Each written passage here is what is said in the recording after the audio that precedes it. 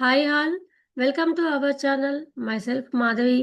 Today మనం చెప్పబోయే topic, ఒక సబ్స్క్రైబర్ అడిగారు. లా ఇన్ ప్రాపర్టీలో వచ్చేసి వెస్టెడ్ విఎస్ కంటింజెంట్ ఇంట్రెస్ట్లో ఫస్ట్ వన్ వచ్చేసి decision between vested and contingent interest అంటే ఏమిటి అని ఒక సబ్స్క్రైబర్ తెలుగులో ఎక్స్ప్లెయిన్ చేయమని అడిగారు మనని.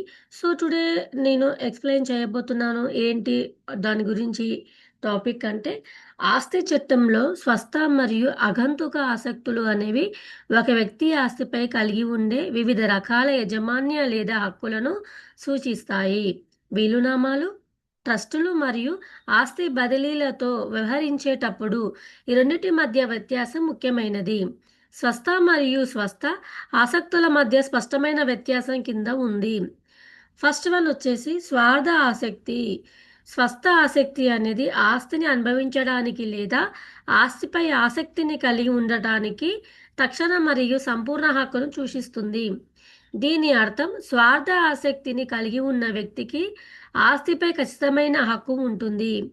ఇది భవిష్యత్తులో జరిగే ఏదైనా పరిమితి లేదా సంఘటనపై ఆధారపడి ఉండదు. నిశ్చయం. వాస్తవ ఆనందం లేదా స్వాధీనం వాయిదా వేయబడినప్పటికీ స్వార్థ ఆసక్తి ఉన్న వ్యక్తి ఆస్తి లేదా ప్రయోజనంపై తక్షణ మరియు నిశ్చయ హక్కు ఉంటుంది. బదిలీ సామర్థ్యం. స్వార్థ ఆసక్తి బదిలీ చేయదగినది. దీనిని వారసులు, లబ్ధిదారులు లేదా ఇతర వ్యక్తులకు బదిలీ చేయవచ్చు. షరతులు లేనిది అంటే ఏమిటి? వడ్డీ ఏ షరతు పైన ఆధారపడి ఉండదు. వ్యక్తికి వడ్డీ ఉన్న తర్వాత నిర్దిష్ట చట్టపరమైన కారణాలు వర్తించకపోతే, ఉదాహరణ షరతుల ఉల్లంఘన కారణంగా జప్తు, దానిని రద్దు చేయలేము. ఉదాహరణ, ఏ తన ఆస్తిని బికి అప్పగించేశాడు, అయితే బి అతని నుండి బయటపడతాడు. ఇది స్వాధీన వడ్డీని సృష్టిస్తుంది, ఎందుకంటే బికి ఆస్తిపై తక్షణ హక్కు ఉంది మరియు షరతు బి మనుగడలో ఉన్న ఏ మాత్రమే స్వాధీనాన్ని నిలిపివేస్తుంది. నెక్స్ట్ వన్, ఏ జీవితాంతం బికి ఆస్తిని ఇస్తుంది మరియు బి మరణం తర్వాత సికి ఇస్తుంది. బికి జీవితాంతం ఆస్తిని కలిగి ఉంటుంది అంటే బికి వారి జీవిత కాలంలో ఆస్తిని కలిగి ఉండటానికి ప్రస్తుత హక్కు ఉంది మరియు వడ్డీ బి మరణం తర్వాత సికి వెళ్తుంది. Second one, contingent interested. ఈ ఫస్ట్ ఏ1, కంటింజెంట్ ఇంట్రెస్టెడ్ అనేది ఆస్తిపై ఆసక్తిని సూచిస్తుంది. ఇది షరతులతో కూడిన మరియు ఒక నిర్దిష్ట సంఘటన లేదా షరతుపై ఆధారపడి ఉంటుంది. షరతు సంతృప్తి చెందే వరకు కంటింజెంట్ ఇంట్రెస్ట్ కలిగి ఉన్న వ్యక్తికి ఆస్తిపై సంపూర్ణ హక్కు ఉండదు. అనిశ్చితి.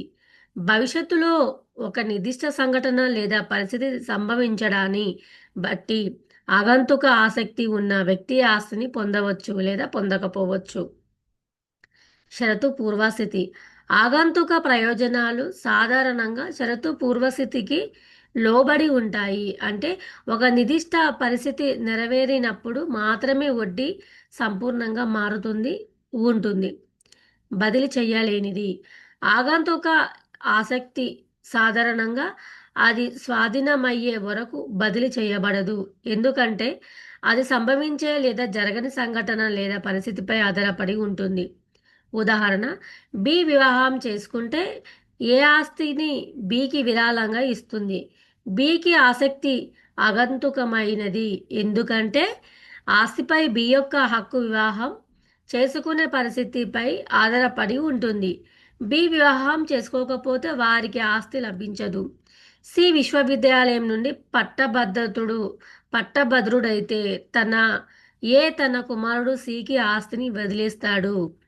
వడ్డీ ఆగంతుకమైనది, ఎందుకంటే ఇది సి గ్రాడ్యుయేషన్ షరతును తీర్చడంపై ఆధారపడి ఉంటుంది. స్వస్థ స్వస్థత మరియు అనిశ్చిత ఆసక్తి మధ్య కీలక తేడాలు. అంశం, స్వస్థత ఆసక్తి, స్వస్థత ఆసక్తి, స్వస్థత ఆసక్తి. అంశం, స్వస్థత ఆసక్తి, స్వస్థత ఆసక్తి, స్వస్థత ఆసక్తి. అంశం, వడ్డీ రకం. స్వస్థత ఆసక్తి ఖచ్చితమైన, నిశ్చితమైన మరియు షరతులు లేని స్వస్థత ఆసక్తి షరతులతో కూడిన మరియు అనిశ్చితమైన అంశం చట్టపరమైన చిక్కులు స్వస్థత ఆసక్తి వడ్డీ సురక్షితమైనది మరియు నిర్దిష్ట చట్టపరమైన కారణాలు లేకుండా రద్దు చేయబడదు. స్వస్థత ఆసక్తి షరతు నెరవేరకపోతే వడ్డీ కార్యరూపం దాల్చకపోవచ్చు. ముగింపు ఏంటి అంటే స్వస్థత వడ్డీక అంటే నిశ్చితమైన మరియు భవిష్యత్తులో ఏదైనా షరతులపై ఆధారపడని వడ్డీ వ్యక్తికి ఆస్తిపై తక్షణ హక్కు ఇస్తుంది. కంటింజెంట్ వడ్డీ మరొక వైపు షరతు లేదా సంఘటన సంభవించడంపై ఆధారపడి ఉంటుంది. పేర్కొన్న షరతు నెరవేరే వరకు ఆగంతుక వడ్డీని కలిగి ఉన్న వ్యక్తికి ఆస్తిపై హామీ ఇవ్వబడిన హక్కు ఉండదు. ఐవిఎస్ మీకు ఈ వీడియో నచ్చినట్లయితే like and share and subscribe చేయండి.